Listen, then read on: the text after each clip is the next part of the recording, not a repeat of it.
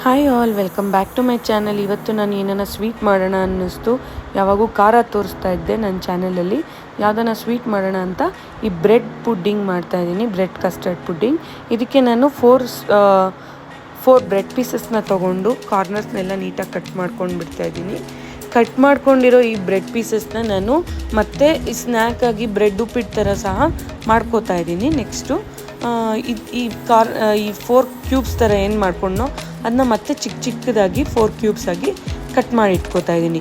ಇದಾದಮೇಲೆ ಒಂದು ಪ್ಯಾನ್ ಇಟ್ಕೊಂಡು ಸ್ವಲ್ಪ ಎಣ್ಣೆ ಹಾಕ್ಕೊಂಡು ಇದಕ್ಕೆ ಈ ಬ್ರೆಡ್ ಕಟ್ ಮಾಡಿ ಇಟ್ಕೊಂಡಿದ್ನಲ್ಲ ಅದನ್ನೆಲ್ಲ ನಾನು ನೀಟಾಗಿ ಸ್ವಲ್ಪ ಎಣ್ಣೆ ಹಾಕ್ಕೊಂಡ್ರೆ ಸಾಕು.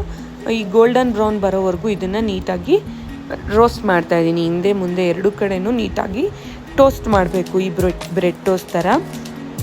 ಇದು ಅಷ್ಟೇ, ನಾನು ಟ್ರೈ ಮಾಡಿದೆ ಫಸ್ಟ್ ಟೈಮೇ, ಬಟ್ ರಿವ್ಯೂಸ್ ಮಾತ್ರ ನನ್ನ ಫ್ಯಾಮಿಲಿ ಕಡೆಯಿಂದ ತುಂಬ ಚೆನ್ನಾಗಿತ್ತು ಅಂತಲೇ ಬಂದಿದೆ. ನೀವು ಸಹ ಟ್ರೈ ಮಾಡಿ ಹೇಗಿದೆ ಅಂತ ಕಮೆಂಟ್ ಬಾಕ್ಸಲ್ಲಿ ತಿಳಿಸಿ. ಹಾಗೆ ನನ್ನ ವೀಡಿಯೋಸ್ ಹೀಗೆ ಇದೇ ಥರ ಸಪೋರ್ಟ್ ಮಾಡ್ತಾಯಿರಿ ಅಂತ ಕೇಳ್ಕೊತೀನಿ. ಎಲ್ಲೂ ಸ್ಕಿಪ್ ಮಾಡ್ದಿರ ನೋಡಿ. ನಾನು ತುಂಬ ಅಂದರೆ ತುಂಬ ಇಷ್ಟಪಟ್ಟು ಮಾಡ್ತಾಯಿದ್ದೀನಿ. ಎಲ್ಲನೂ ಏನೋ ಒಂದು ಯುನೀಕಾಗಿ ಮಾಡೋಣ, ತೋರಿಸೋಣ ಅಂತಲೇ ಯೋಚನೆ ಮಾಡ್ತಾಯಿರ್ತೀನಿ. ಅದೇ ಥರ ಇವತ್ತು ನಾನು ಬ್ರೆಡ್ ಪುಡ್ಡಿಂಗ್ ಮಾಡೋಣ ಅಂತ ಮಾಡಿದೆ. ತುಂಬ ಚೆನ್ನಾಗಿ ಬಂದಿತ್ತು ಔಟ್ಪುಟ್ ಮಾತ್ರ. ಈ ಥರ ನೋಡಿ, ಈಗ ಗೋಲ್ಡನ್ ಬ್ರೌನ್ ಬರೋವರೆಗೂ ನೀಟಾಗಿ ಫ್ರೈ ಮಾಡ್ಕೋತಾ ಇದ್ದೀನಿ. ಈ ಗೋಲ್ಡನ್ ಬ್ರೌನ್ ಥರ ಮಾಡಿದ್ಮೇಲೆ ಇದನ್ನು ಸ್ವಲ್ಪ ಹಾರೋದಕ್ಕೆ ಪಕ್ಕಕ್ಕೆ ತೆಗೆದಿಟ್ಕೊಂಡು ಬಿಡ್ತಾಯಿದ್ದೀನಿ. ಅದಾದಮೇಲೆ ಒಂದು ಬಟ್ಲು ತೊಗೊಂಡು ಆ ಬಟ್ಲಿಗೆ ಸ್ವಲ್ಪ ಹಾಲು ಹಾಕ್ಕೊಂಡು, ನಾನಿಲ್ಲಿ 3 ಗ್ಲಾಸಸ್ ಆಫ್ ಹಾಲು ತೊಗೊಂಡಿದ್ದೀನಿ. ಇದಕ್ಕೆ ನಾನು ಕೇಸರಿ ದಳ ಏನಿದೆಯೋ ಅದನ್ನು 1-2 ದಳ ಕೇಸರಿನ ಆ್ಯಡ್ ಮಾಡ್ಕೊತಾ ಇದ್ದೀನಿ. ಈ ಆ್ಯಡ್ ಮಾಡ್ಕೊಂಡಿರೋ ಕೇಸರಿ ದಳ ಎಷ್ಟು ಚೆನ್ನಾಗಿ ಕಲರ್ ಬಿಡ್ತಾಯಿದೆ ಅಲ್ವಾ. ಇದನ್ನು ನಾವು ಬಸ್ರಿ ಟೈಮಲ್ಲಿ ಕುಡಿಯೋದ್ರಿಂದ ಮಕ್ಕಳು ಕಲರ್ ಬರ್ತಾರೆ ಅಂತ ಹೇಳ್ತಾರೆ. ಬಟ್ ಇದು ಮಿತ್ತಾ ಅಥವಾ ಫ್ಯಾಕ್ಟಾ ಅನ್ನೋದು ನನಗೂ ಗೊತ್ತಿಲ್ಲ, ಬಟ್ ನಾನು ತಗೋತಾ ಇದ್ದೆ. ಈಗ ಇದಕ್ಕೆ ನಾನು 3 ಟೇಬಲ್ ಸ್ಪೂನ್ ಹಾಲು ಹಾಕ್ಕೊಂಡಿದ್ದೀನಿ,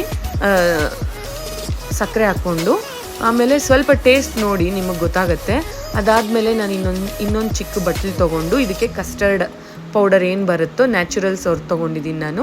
ಸ್ವಲ್ಪ ಹಾಕ್ಬಿಟ್ಟು ಅದನ್ನು ನೀಟಾಗಿ ಸ್ಟೀರ್ ಮಾಡಿಬಿಡ್ತಾಯಿದ್ದೀನಿ. ಅಂದರೆ ಗಂಟಿಲ್ಲದೆ ಇದ್ದಂಗೆ ನೀಟಾಗಿ ಮಿಕ್ಸ್ ಮಾಡಿಬಿಡ್ತಾಯಿದ್ದೀನಿ. ಈ ಮಿಕ್ಸ್ ಮಾಡಿರೋ ಮಿಕ್ಸ್ಚರ್ನ ಹಾಲಿಟ್ಟಿದ್ನಲ್ಲ, ಆ ಹಾಲು ಏನು ಇಟ್ಟಿದ್ನೋ ಅದಕ್ಕೆ ಆ್ಯಡ್ ಮಾಡಿಕೊಂಡು ನೀಟಾಗಿ ಮತ್ತೆ ಮಿಕ್ಸ್ ಮಾಡೋಣ. ಇದನ್ನ ನಾವು ಮಿಕ್ಸ್ ಮಾಡ್ತಾನೆ ಇರಬೇಕು, ಯಾಕೆಂದರೆ ಗಂಟು ಕಟ್ಕೊಂಡು ಬಿಡುತ್ತೆ ಕೆಳಗಡೆ. ಅದಕ್ಕೋಸ್ಕರ ನೀಟಾಗಿ ಒಂದು 2 to 3 ಮಿನಿಟ್ಸ್ ನೀಟಾಗಿ ಇದೇ ಥರ ತಿರುಗಿಸ್ತಾನೆ ಬರಬೇಕು. ತಿರುಗಿಸಿದ್ದಾದಮೇಲೆ ಈ ಥರ ತಿಕ್ಕಾಗಿರೋ ಕಸ್ಟರ್ಡ್ ಮಿಲ್ಕ್ ಥರ ಆಗುತ್ತೆ. ಇದನ್ನು ನಾನು ಸ್ವಲ್ಪ ಹಾರೋದಕ್ಕೆ ಪಕ್ಕಕ್ಕೆ ತೆಗೆದಿಟ್ಬಿಡ್ತೀನಿ. ನನ್ನ ಮನೆಯಲ್ಲಿ ಸ್ವೀಟ್ ಅಂದರೆ ಜಾಸ್ತಿ ಯಾರೂ ತಿನ್ನಲ್ಲ, ಅದಕ್ಕೆ ರೇರಾಗೆ ಮಾಡೋದು.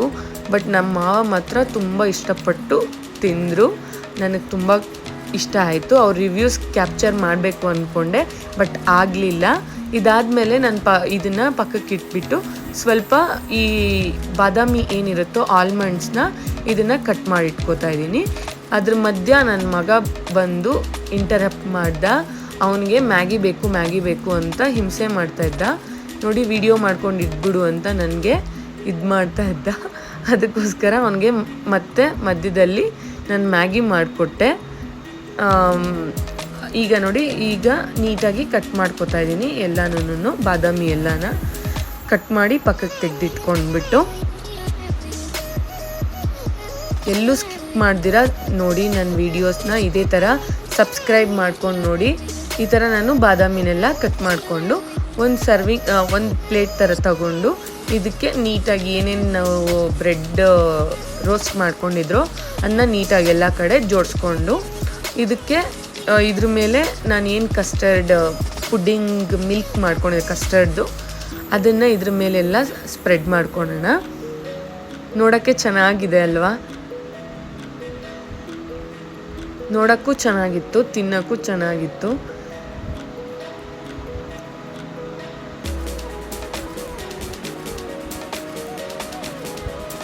ಈ ಥರ ಜೋಡಿಸ್ಕೊಂಡು ಇದ್ರ ಮೇಲೆ ನಾನು ಈ ಕಸ್ಟರ್ಡ್ ಮಿಲ್ಕ್ ಏನಿರುತ್ತೋ ಅದನ್ನು ಹಾಕ್ತಾಯಿದ್ದೀನಿ. ಎಲ್ಲ ಕಡೆನೂ ನೀಟಾಗಿ ಹಾಕ್ತಾ ಬರೋಣ. ಹಾಗೆ ನಾನು ನಿನ್ನೆ ವಿಡಿಯೋಲ್ಲಿ ನಿಮಗೆ ಸಬ್ಜಾ ಬೀಜದ ಇಂಪಾರ್ಟೆನ್ಸ್ ಏನೇನು ಅಂತಲೂ ಹೇಳಿದ್ದೆ ಶಾರ್ಟ್ಸಲ್ಲಿ. ಆ ಸಬ್ಜಾ ಬೀಜ ಇನ್ನೊಂದು ಸ್ವಲ್ಪ ಉಳಿದಿತ್ತು, ಅದನ್ನು ನಾನು ಇಲ್ಲಿ ಉಪಯೋಗಿಸ್ಕೊತಾ ಇದ್ದೀನಿ. ಆ ಸಬ್ಜಾ ಬೀಜ ಏನಿತ್ತೋ ಅದನ್ನು ನಾನು ಈ ಬ್ರೆಡ್ ಎಲ್ಲನೂ ನೀಟಾಗಿ ಸ್ಪ್ರೆಡ್ ಮಾಡ್ತಾಯಿದ್ದೀನಿ. ಎಲ್ಲ ಕಡೆ ನೀಟಾಗಿ ಸ್ಪ್ರೆಡ್ ಮಾಡಿಬಿಟ್ಟು ಇದ್ರ ಮೇಲೆ ನಾನು ಬಾದಾಮಿ ಏನು ಕಟ್ ಮಾಡ್ಕೊಂಡಿದ್ನೋ ಅದನ್ನು ಹಾಕ್ಬಿಟ್ಟು ಇದನ್ನು ಫ್ರಿಜ್ಜಲ್ಲಿ ಇಟ್ಬಿಟ್ರೆ ಸ್ವಲ್ಪ ತಣ್ಣಗಾದ್ಮೇಲೆ ತಿಂದರೆ ತುಂಬ ಚೆನ್ನಾಗಿರುತ್ತೆ. ನೀವು ಎಲ್ಲ ಟ್ರೈ ಮಾಡಿ ಹೇಗಿತ್ತು ಅಂತ ನನಗೆ ಕಮೆಂಟ್ ಮಾಡಿ ತಿಳಿಸಿ. ಇದು ಮಾಡಿ ನಾನು ಫ್ರಿಜ್ಜಲ್ಲಿ ಇಟ್ಬಿಟ್ಟು ನನ್ನ ಮಗನಿಗೆ ನಾನು ಫ್ರಿಜ್ಜಲ್ಲಿ ಇಟ್ಬಿಡೋಣ ಇದನ್ನ ನೀಟಾಗಿ. ಇದಾದಮೇಲೆ ನನ್ನ ಮಗ ಮ್ಯಾಗಿ ಕೇಳ್ದ ಅಂದ್ಬಿಟ್ಟು ಅವನಿಗೆ ಮತ್ತು ಅವನ ಫ್ರೆಂಡ್ಗೆ ಮ್ಯಾಗಿ ಮಾಡಿಕೊಟ್ಟೆ. ಅದಾದಮೇಲೆ ಸ್ವಲ್ಪ ಸೌತೆಕಾಯಿ ಇತ್ತು, ಸೌತೆಕಾಯಿ ಹಾಕಿ ಸಲಾಡ್ ಮಾಡಿದೆ. ಮಧ್ಯಾಹ್ನ ಟೈಮ್ ಅಂದರೆ ನಮ್ಮ ಮನೇಲಿ ನಾವು ನೀಟಾಗಿ ತಿಂತಾರೆ, ಇಲ್ಲಾಂದರೆ ಬೆಳಗ್ಗೆ ಹೊತ್ತು ಹರಿಯಲ್ಲಿ ಅವ್ರು ಯಾರೂ ನೀಟಾಗೆ ತಿನ್ನಲ್ಲ ಅದಕ್ಕೋಸ್ಕರ ಈಗ ಸೌತೆಕಾಯಿ ಎಲ್ಲ ಹಚ್ಬಿಟ್ಟು ನೀಟಾಗಿ ಸಲಾಡ್ ಮಾಡಿಕೊಂಡೆ. ಈ ಸಲಾಡ್ ಎಲ್ಲ ಮಾಡಿ ಒಂದು ಸ್ವಲ್ಪ ನಾನು ಮಜ್ಜಿಗೆನೂ ಸಹ ಮಾಡಿದೆ, ಮಸಾಲ ಮಜ್ಜಿಗೆ ಥರ ಮಾಡಿಟ್ಟು ಅದಾಗಿ 1-2 ಮಿನಿಟ್ಸ್ಗೆ ನಾನು ಈ ಬ್ರೆಡ್ ಪುಡ್ಡಿಂಗ್ನ ತೆಗೆದೆ. ತುಂಬ ಚೆನ್ನಾಗಿ ಬಂದಿತ್ತು. ಹಾಗೆ ಈಗ ಬೇಸಿಗೆ ಇರೋದ್ರಿಂದ ನಿಯಮಿತವಾಗಿ ನಾವು ಸೌತೆಕಾಯಿನಾಗಲಿ ಈ ಸಬ್ಜಾ ಬೀಜ ಆಗಲಿ ಎಳ್ನೀರಾಗಲಿ ನಿಯಮಿತವಾಗಿ ತೊಗೊತಾ ಬಂದರೆ ನಮ್ಮ ಬಾಡಿಯಲ್ಲಿರೋಂತಹ ಹೀಟ್ ಅನ್ನೋದು ಕಡಿಮೆ ಆಗುತ್ತೆ. ಈಗಿರೋ ಬೇಸಿಗೆಯಲ್ಲಿ ನಮಗೆ ದಾಹ ಅನ್ನೋದೇ ತೀರಲ್ಲ. ಅದಕ್ಕೋಸ್ಕರ ಈ ಸೌತೆಕಾಯಿ, ಈ ಸಬ್ಜಾ ಬೀಜ, ಎಳ್ನೀರು ಎಲ್ಲ ನೀವು ಸಹ ಎಲ್ಲರೂ ರೆಗ್ಯುಲರಾಗಿ ತೊಗೊಳ್ಳಿ. ಈಗ ನೋಡಿ ಈ ಬ್ರೆಡ್ ಪುಡ್ಡಿಂಗ್ ತಣ್ಣಗಾಗಿದೆ. ಇದನ್ನು ಸರ್ವ್ ಮಾಡೋ ಟೈಮು. ಸರ್ವ್ ಮಾಡಿ ನನ್ನ ಹಸ್ಬೆಂಡ್ನ ರಿವ್ಯೂಸ್ ತೊಗೊಳ್ಳೋಣ. ಆ್ಯಕ್ಚುಲಿ ನಮ್ಮ ಹಸ್ಬೆಂಡ್ಗೆ ಏನು ಅಷ್ಟು ಇಷ್ಟ ಆಗಲ್ಲ ಸ್ವೀಟ್ಸು, ಬಟ್ ನಾನು ಮಾಡಿದ್ದೆ ಅನ್ನೋ ಇದಕ್ಕೋಸ್ಕರ ಅವರು ತಿಂದು ಹೇಳಿದ್ರು.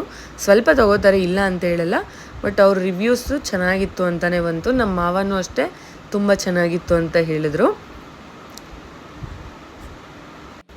ಆಮೇಲೆ ನಮ್ಮ ಮೇಘನ ಬಂದಿದ್ಲು, ಅಂದರೆ ಇವ್ರು ಬಂದು ನನ್ನ ಭಾವನ ಮಗಳು, ಅವಳು ಅಷ್ಟೇ ತುಂಬ ಚೆನ್ನಾಗಿತ್ತು ಅಂತ ಹೇಳಿದ್ರು. ನೀವು ಸಹ ಈ ಕಸ್ಟರ್ಡ್ ಪುಡ್ಡಿಂಗ್ನ ಮಾಡಿ ತಿಂದು ಹೇಗಿದೆ ಅಂತ ಹೇಳಿ. Thank you for